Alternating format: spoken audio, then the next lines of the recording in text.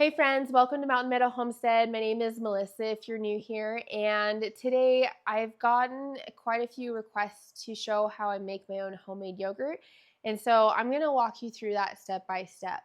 Before I do that though, I do want to give kind of a watered down, simplified version of the yogurt making process for you, because there are some of you who don't have, say, an Instapot or a crock pot to be able to make their yogurt in, and so I just want to explain the process of making yogurt, so then you can think about what tools you have at home that maybe you can use to make yogurt yourself. So essentially, the yogurt making process is you're going to bring your milk up to about 180 degrees, whether that's on your stove or in your Instapot, whatever tool that you have, and then you're going to take it off of the heat and let it cool down to about 110, 115 degrees. At that time, once the milk has cooled down, you will then add either your starter or some yogurt culture, whatever it is that you're using, and you're going to whisk that in really well so that it's well combined. And then at that time, you're going to get it ready for incubating at about 110 degrees for about 8 hours. So essentially, that is how simple yogurt making is. I do mine in my Instapot. My mom does not have an Instapot. She uses her crock pot and wrapping it with a towel. And then there's people that will heat it up on their stovetop, and then they'll either put it in quart jars, wrap it up in a towel, and stick it in their oven with the light on. Or if they have a dehydrator, they'll put it in the dehydrator in that quart jar to keep that nice even temperature for 8 hours. Now that we've discussed how the yogurt process is done, I'm just going to introduce to you the tools that I use to make my yogurt, and then I'll show you the step-by-step process of making the yogurt in the Instapot. Something that is a must when making yogurt is some type of thermometer. So I have a couple here in my kitchen. The first one I'll show you, I think most people will probably have. It's just your generic meat thermometer. And then I do have one of these electric thermometers that it pulls out. It has a nice magnetic backing.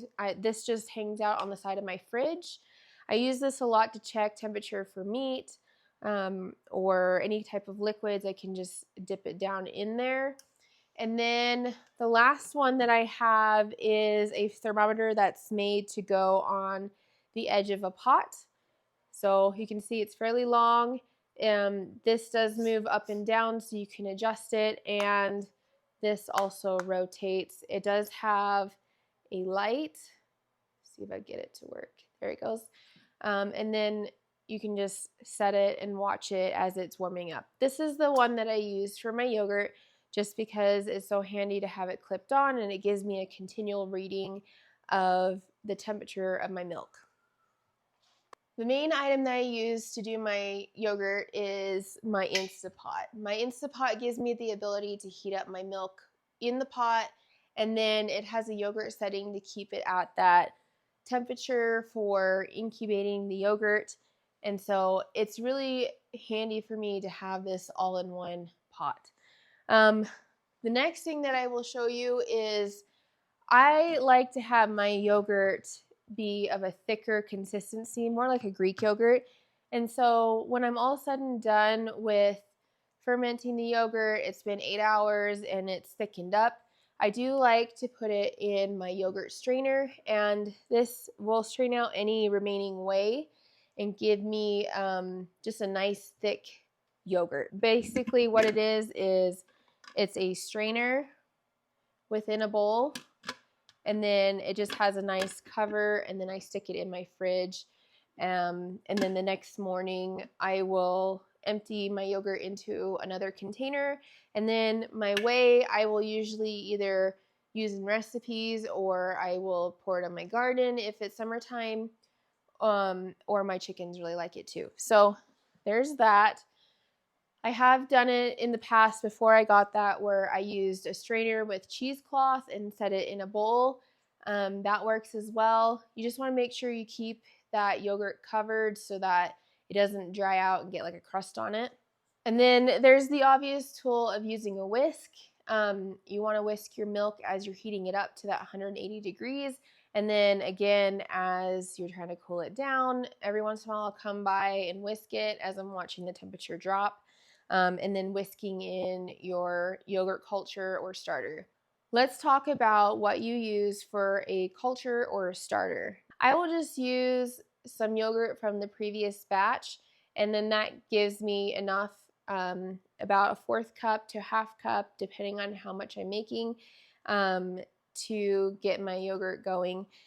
You can go to the grocery store and pick up just a plain yogurt of any yogurt that you love the consistency and taste of, and use that instead of like my previous batch of yogurt. It's the same concept.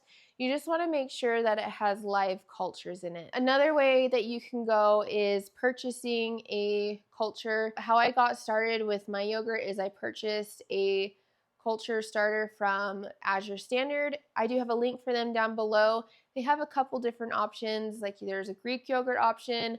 I chose like a mild Greek yogurt option, just because I don't like it to be super sour. So you can hop on there and see what kind of yogurt you'd like to start, and it works really well. So essentially I used my culture that I got from Azure, and then ever since I've just been using leftover yogurt from the previous batch.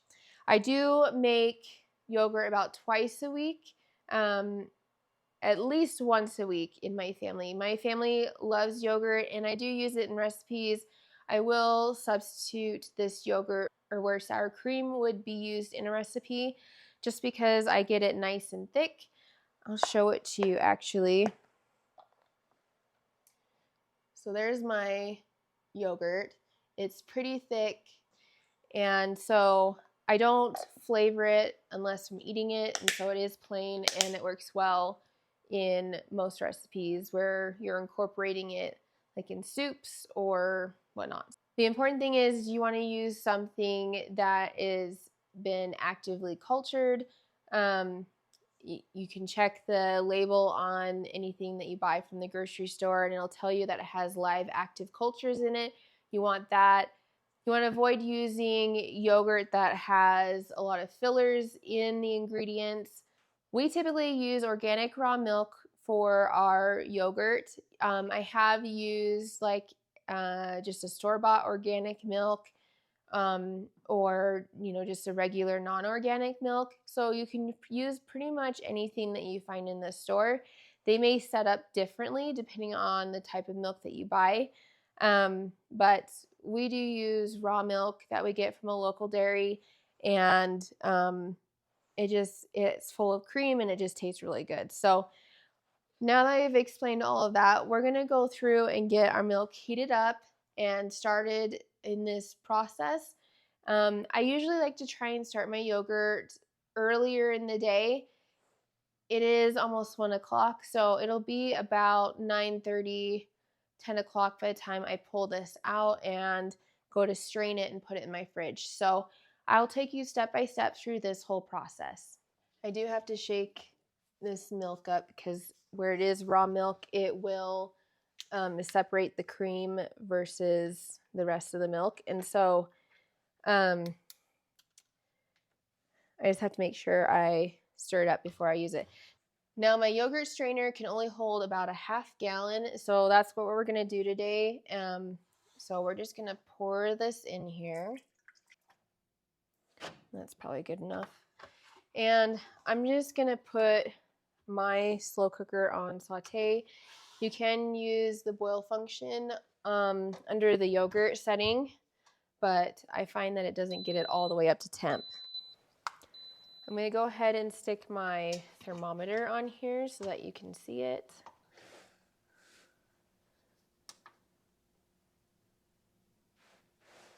There we go. And I'm just going to get out my big whisk, and as this is warming up to 180 degrees, I do want to whisk it to ensure that it's not going to be burning on the bottom. Okay, so you can see that we're starting to go up in temperature here, so it won't be too much longer and we'll hit that 180. We just want to continually stir this to make sure we're not burning the bottom.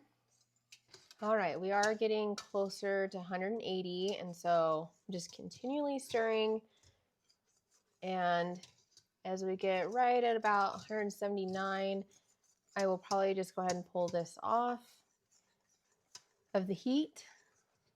I do have this trivet here that we're gonna set it on.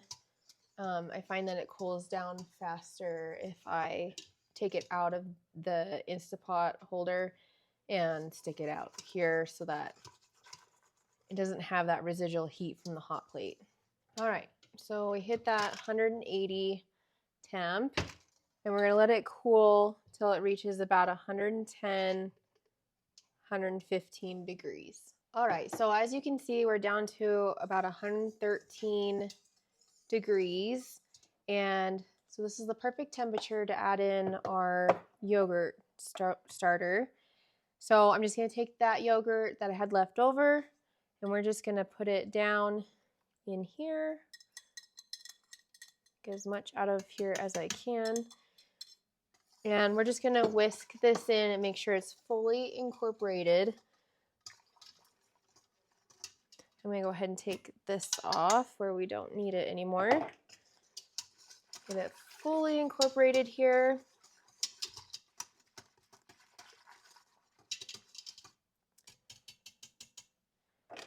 Perfect. So now what we're going to do is we're going to set our lid on here. And we're going to leave it to venting. We don't need to pressurize it or anything. And let's scoot this back a little bit so you can see. We're going to hit the yogurt setting and do 8 hours. You can change this if you want to. I find 8 hours gets me that not too sour, but nice yogurt. So we're going to do it for 8 hours. So I started the countdown, and it'll tell you and beep at you when it hits the 8 hours. So it is currently 1:34, so at 9:30, this will be ready to take out of here, and we'll put it in the strainer.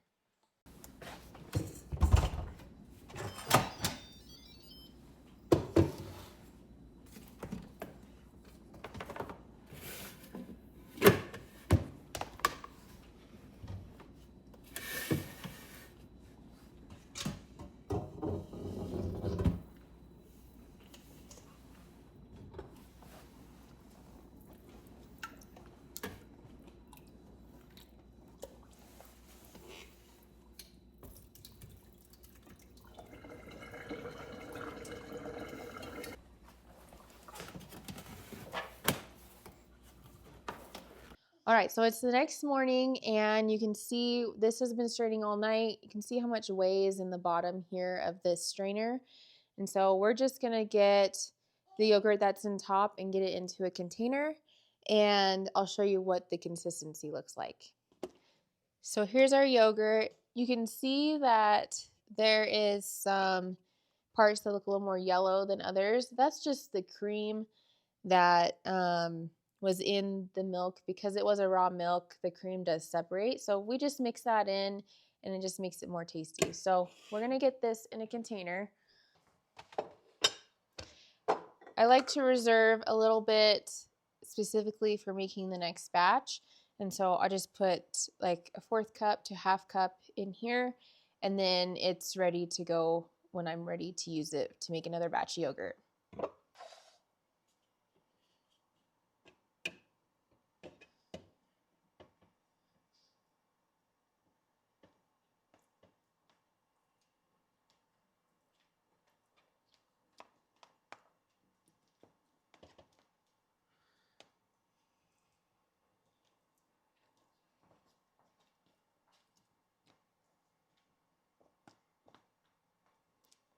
We'll just get all of this out of here.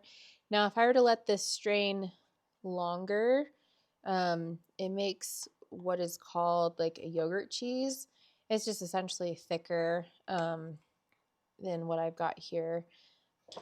I'm just going to take some of this and put it in this smaller container.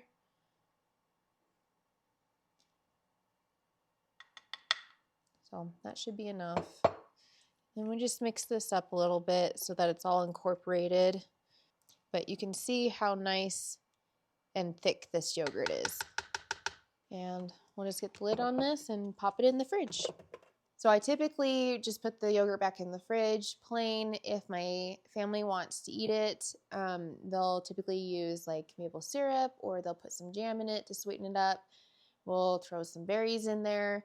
I often will use it in recipes in place of sour cream, or in recipes that call specifically for Greek yogurt. So your yogurt can last in the fridge up to about 2 weeks, and I just make sure, like I showed you, to set aside a little bit to culture the next batch of yogurt, and we just continue the cycle. Let's talk about the cost savings of making your own yogurt. So in my local grocery store, a quart of yogurt costs between $5 and $6, depending on the brand that you get, the quality, all of that stuff.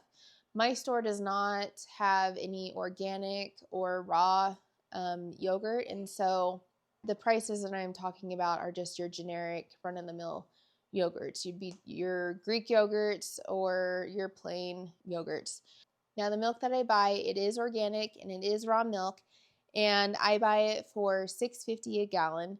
Now, out of a half gallon, I can usually get about a quart of yogurt. So just because you have the whey separating and whatnot. So I figure for a quart of homemade yogurt, I'm spending about $3.25 compared to the $5 to $6 a quart. And considering how much my family eats, I consider that a pretty big cost savings.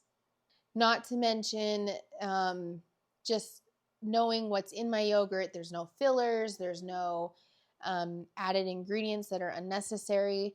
And so I consider that a double win. If you haven't made homemade yogurt before, I highly recommend that you do. It's so easy once you get into the swing of it.